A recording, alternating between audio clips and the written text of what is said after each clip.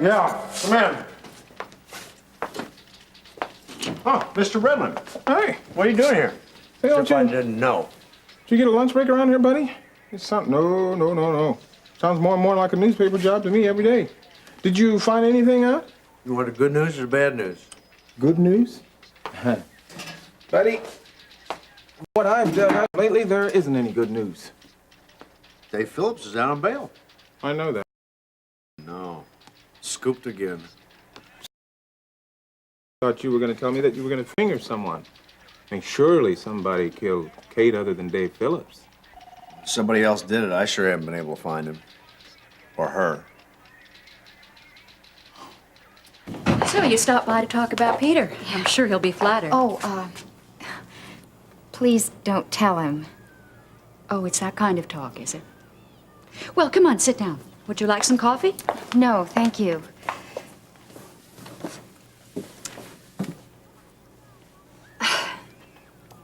Mrs. Davidson, do you think that... No, wait a minute. Believe it or not, I did practice this on the way over here. Anyway,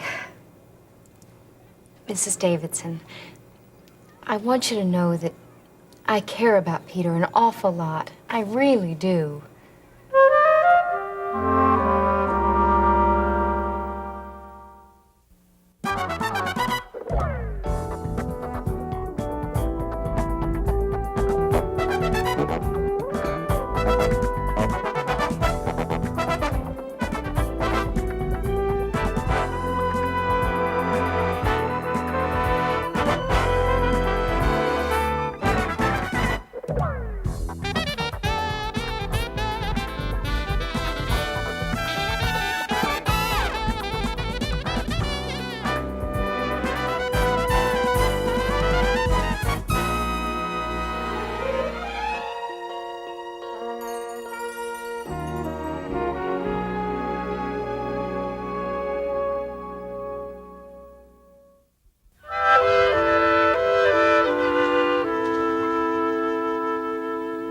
Vicky, I'm sure that you care about Peter. And I know that he cares a great deal about you. I'm just not at all sure that caring is grounds for marriage. Then you don't think Peter and I should get married? Well, I'll admit it doesn't sit very well with me. Why?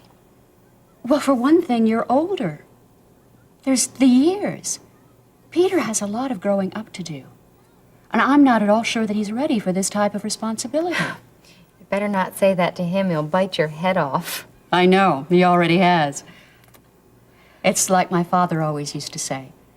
The young are pretty easy to spot. It's usually those who think they're not. Exactly.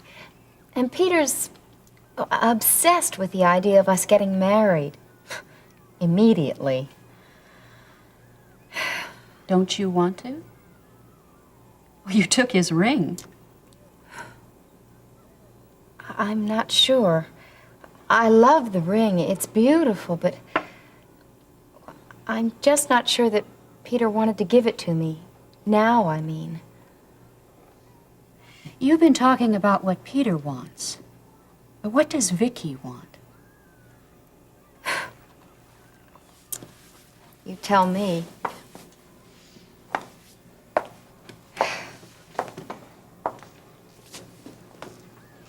Vicky, look. I don't mind giving coaching advice from the sidelines, but I'm not going to play the game for you. Where do you stand with my son? Do you love him? Peter means a lot to me. Well, he's done so many wonderful things, and I feel badly because I don't deserve any of it. Mrs. Davidson, I really care an awful lot about Peter, but it's Care. There's that word again. Well, I do care for him. Vicky, I don't doubt that. I don't doubt that you appreciate everything Peter's done for you. But caring and loving are two very different emotions. And you have to decide which emotion you feel towards Peter. Come on, man. You guys are supposed to be the professionals. I mean, there have to be other suspects now, John. Okay, Gene, look. I talked to Amber, Dave Phillips' daughter. There's no love lost between them. Anyway, I talked to her. She claims that she was out visiting a friend that night. Yeah. I talked to the friend. The story checks out. Then there's Gil. Seems Loverboy's got problems with the ladies, especially Amber. He's driving all over Kingsley that night trying to find her. Oh, man. You call that a solid alibi? No, not really. But he admitted to talking to Kate Carruthers that night, and he also admitted lying to me in the first place. See? And what about Carruthers? He was at the Golden Inn. Golden Inn. Where's that? Oh, it was some wimpy little motor lodge up in Perryville. He was campaigning for the farmers some ungodly hour like 4 in the morning or something. Something's wrong. We're missing something, John. There is no way that I can believe that Dave Phillips killed Kate. Maybe. Chip? Anyway, here's an interesting piece of information here. What you got? It's a urinalysis report we got on Dave when we brought him in. Yeah. So what does this, what does this say? This is all Swahili to me. It says there's no evidence of any alcohol. Then that means he wasn't drunk. But that doesn't necessarily work for him. It could work against him. Man, I don't understand. What are you saying? Because he still can't remember anything that happened the night of the murder. At least if he was drunk, he'd have an excuse. This way, he's got nothing. So are you saying that he's lying about, when he said he can't remember, you're saying that he's lying? Gene, look at the evidence. Number one, we find him passed out in his car right outside of Amber's apartment complex the morning after the murder. Yes. The murder weapon, number two, is 10 feet from his car. And number three, as far as I can tell, the man is emotionally ripped apart because his wife walked out and married Lee Carruthers. Now, if that doesn't say prime suspect, I'd be out busting hookers on 8th Avenue again. Dave Phillips is not capable of doing something like that. John, you know Dave. Yeah. Did you see this? It's got a record a mile long. 5 counts of reckless operation of a vehicle, 3 counts of driving while intoxicated. And down here, 5 years ago, he busted some guy in the jaw and almost broke it. Especially when you consider that he wanted so badly to get back with his wife. I would say that this man is not incapable of violence. The record only indicates what he did when he was drunk, not when he was sober. And he's been sober for how long? Almost 2 years? Maybe. But it still proves that he's capable of violence.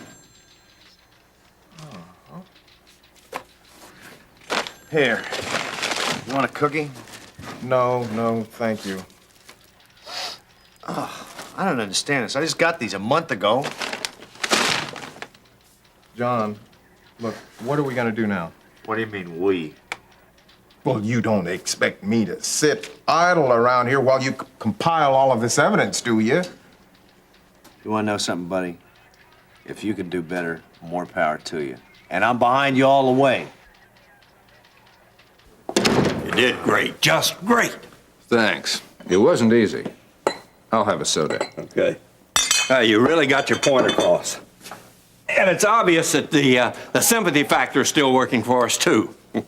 Oh, I really like the way you got that bit in about the mercy for the killer. How did you put it? I know as time passes, I'll eventually be able to forgive the man who killed my wife, but I don't believe that I'll ever be able to forget what happened or the pain which it caused. Oh, boy. You know, Kate and I had some good times when we were together. I really don't think I would have minded being married to her at all. Well, tell that to Andrea Summers. Speaking of whom, has anyone heard anything about her yet? No. Well, maybe Brubaker will eventually run her down. Don't you still think that Dave Phillips is guilty? Well, of course I do. But why not have as many suspects involved as we can? I mean, the more people suspected, the more you stand out as a grieving widower, which is exactly what we want to have running for us right on up to Election Day. Yeah, I suppose you're right. You know I'm right. Where's Vicky Lang? I don't think I saw her when we came in. Guess she's still at lunch. Well, when she gets back, tell her I've got a few letters I want to dictate to her. You don't need Vicky for that. I can call down one of the girls from upstairs. Well, I prefer to wait for Vicky until she gets back. She does a good job. She does she? Well, yes, she does. I haven't been able to find anybody like her since Andrea left. Okay, I'll do it right now. Hi, sweetheart. You've got to come back in 2 weeks now, okay? Well, you did get back in one piece, looks like. How's our tiger friend Nancy doing? Well, she may be a tiger, but that Dan Myers is a fox. I tell you, I don't trust that man. Not as far as I can throw him. Do you know he's put that Nancy up in a room for at least $100 a night? And I'm sure he put her there so he can keep the pressure on for her to carry out that lawsuit against Dr. Martin in the hospital. Well, there just ain't nothing like being around wealth to get somebody thinking about having wealth. Exactly, but I tell you, it's not the room that bothers me. It's those lies he's feeding her. Like what? Like she'll never get her voice back completely, like it's gonna leave great big scars. Well, you know that's not true.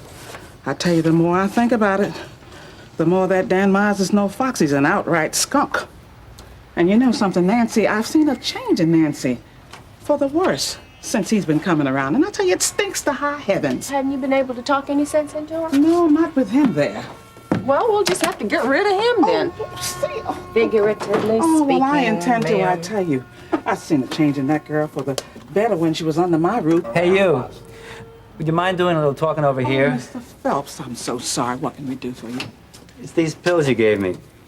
Haven't done a darn thing. I still feel lousy. Pills. Oh, I was supposed to check Dave's medication. Well, I tell you, let's see what Dr. Phillips prescribed you. Have you been taking them like he told you to? Yes, ma'am. I done just like you said to. 1 tablet, 4 times a day. Good Lord.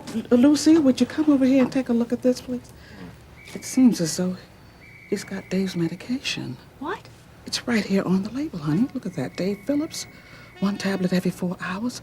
Chlorpheniramine, 5 milligrams. See that? I don't believe it. Do you know what this means? Look, ladies, you got a sick man over here. Oh, well, now, would you come over here and sit down? We'll take care of all this in just a few moments. Just sit down there. You don't suppose that Dave got his by mistake, do you? Well, he took some of his medication. I watched him take it. I even gave him the water. You know what? This could explain why he was acting so strange the night Kate was killed. I mean, if he had a reaction to the medication. You know something? That's why he couldn't remember anything. Action. It's time for action. I gotta get this stuff over to that detective's office right now. Whoa! Hold on there, Lucille. Terry, you are not gonna believe what we have just discovered. What? What's all the excitement? Terry, it seems somehow that Mr. Phelps got Dave's medication by mistake. And we think Dave took his by mistake. Well, that's why I came by here this afternoon. Dave thought the same thing. Well, here's the pills that Mr. Phelps brought in. It's got Dave's name on them. Did you see the pills that Dave took? No. I bet they were switched. Hey, ladies. While you all are having a social, I'm dying over here. Okay. Do you think I could just get my pills and leave? Yeah, sure. Sit down. I'll go get you a new prescription. I'll be right back. Ione, I've got to call Harold Webster. Oh, he'll be real interested in this. I'll say, this could just be the break that Dave's been waiting for. Oh, yes.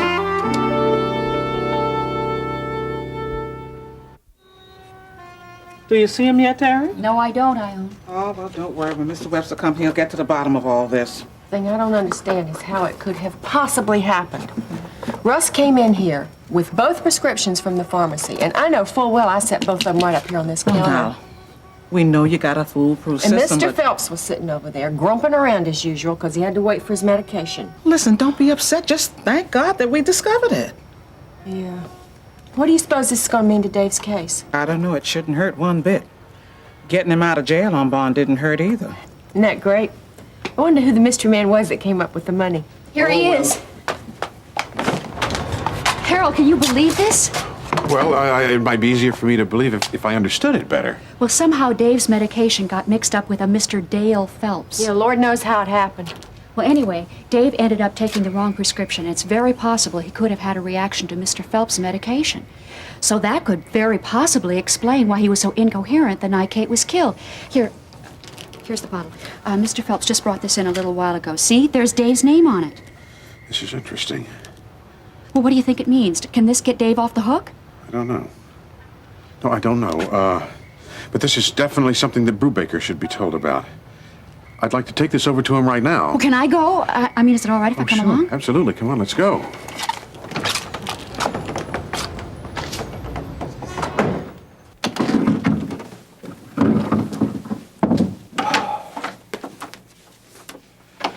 you have any idea, Miss Lang, just how long a lunch hour is? I'm sorry, Mr. Knight. I needed to go talk to somebody. It was kind of important. Well, I think you'd better remember that getting Mr. Carruthers elected is far more important right now than meeting with some of your friends. Is that clear? Yes, sir. I'm sorry. It won't happen again. Oh, Vicky, I thought I heard your voice. I need to dictate a couple of letters right away. Yes, Mr. Carruthers. I have to do some writing, too. Your speech for the Transit Labor Union. I'll be upstairs if you need me. Remember, Sebastian, those guys lost a lot of members during the recession, so make sure that they see that my jobs program will build that roster back up. Don't worry. This is one union we can't afford to lose. Well, Vicky, how was lunch? Oh, fine. Thank you. Great. You know, I know a great little Chinese restaurant just a couple of blocks away. Have to take you for lunch sometime. You don't have to do that, Mr. Carruthers. Nonsense, I want to. A little policy of mine. I always take the new employees to lunch, especially the pretty ones. Well, let's see, where are we now? Oh, yes, the letter. It is to Peter Gunderson, and you can get his address in the file. Dear Mr. Gunderson, thank you for the opportunity to tour your Kingsley plant. I take that back. Lunch wouldn't be appropriate. Oh, I'm sorry. What did you say? Lunch would not be... Appropriate for you and me. How about dinner? I'm sorry, Mr. Carruthers. I don't follow you. I'm sorry, too. This isn't in the letter. I was talking about you and me. I'd like to have you over for dinner. Oh, that's really very nice of you, but... How about tonight? Look, I appreciate everything you're doing for me. I mean, getting me out of prison and all. Hey, that's right. We haven't even celebrated that yet. You know something? We could make our little get-together a real celebration. I'm awfully glad to be out of there, and I don't want to go back, but... Well, then it's all settled. I was going to dine alone tonight, but having you over will be a real pleasure. Mr. Carruthers... Just call me Lee. This is really a very nice gesture. And then you'll come. Well, I'd like to, but... But what? You know, it isn't every day that I'm this appreciative. I'm sure. However, I really don't No think... buts now. Mr. Carruthers... Lee? How can you do this? Doesn't it bother you that your wife just died? You see, Sergeant Brubaker, the drugs were switched. Dave got Dale Phelps' medication and vice versa. Now, we don't know exactly how this happened, but obviously both men have the same initials. Maybe somebody at the clinic picked it up, or maybe even Dave himself picked it up and misread the names. Dale Phelps, huh? Dave Phillips. What was in the other bottle?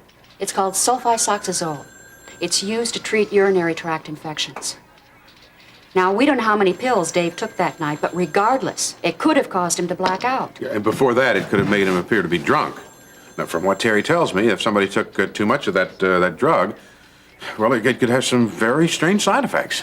Well, it certainly explains why there was no alcohol in the urinalysis. Well, of course you weren't going to find any alcohol. Dave hasn't had a drink in over 2 years. This is all a very interesting twist here. I'm sorry, I don't know if it's going to help Dave. It may put another nail in his coffin. What do you mean? Well, it's just that he was under the influence of a drug. It certainly explains his inability to remember, but at the same time, it could also explain why he acted abnormally, like he used to when he was intoxicated. Violent. Well, what's that supposed to mean? It just means that in a drug state, Dave Phillips might have done what he never would have done in a normal state. Kill his wife. I'm really sorry, Mr. Carruthers. I didn't mean to say that. It just slipped out. No, I understand. You must think that I'm one of the most insensitive men you've ever met, talking like I am in light of the tragedy that's in my life. But if you just give me the benefit of the doubt, you'll realize that it's because of my loss that I need your company, so... Very well, Gene. I'm lonely, Vicky, and I... But, you know... I'll talk about that Lee later. Carruthers. What do you want, Sebastian? Well, Redland wants a statement concerning the funeral. I tried to talk to you there, but it's... I told him about your condition and held him away, but, Yeah, well, the press has all the compassion of a vampire, doesn't it? I'm sorry, Mr. Carruthers, but you know I was covering your campaign from the beginning. Well, my readers simply want to know what you're going through. Yes, well, Mr. Redland, what I am going through is what any grieved husband goes through at the loss of a wife. I am lonely. I can barely work. If I could express my feelings in just one sentence, it would be that I wish that I could have taken that bullet instead of my Kate. So undoubtedly, your campaign plans will be changing. Oh, undoubtedly, but I haven't had time to think about it. All I want to do now is go home and maybe have a bite of dinner and just spend a quiet evening trying not to think about this tragedy.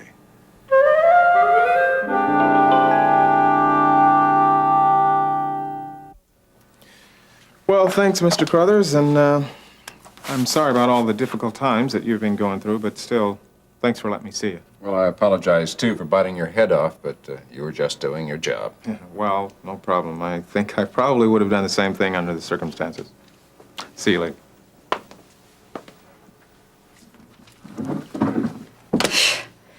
Boy, am I glad you came in when you did. Why is that? Never mind. Let's just say it's a lot easier to breathe out here. Oh, well. Well, I guess I better get back to the office and make a story out of this. Oh, by the way, we're going to have a little celebration tonight, and we wanted to invite you and Peter over. Oh, what's the occasion? Well, tonight we're going to go out under a full moon and lift my little daughter to the sky and give her a name. Oh, let me guess. You're gonna name her Kizzy. Why would you think that? Just a wild guess. Well, actually, I don't think Mom's going to go for the moon routine, but come anyway, because we should have a lot of goodies and cookies, good stuff there. By the end of the evening, my little girl's going to have a name. See you over there. Hope you can make it. Thanks, Gene. Bye.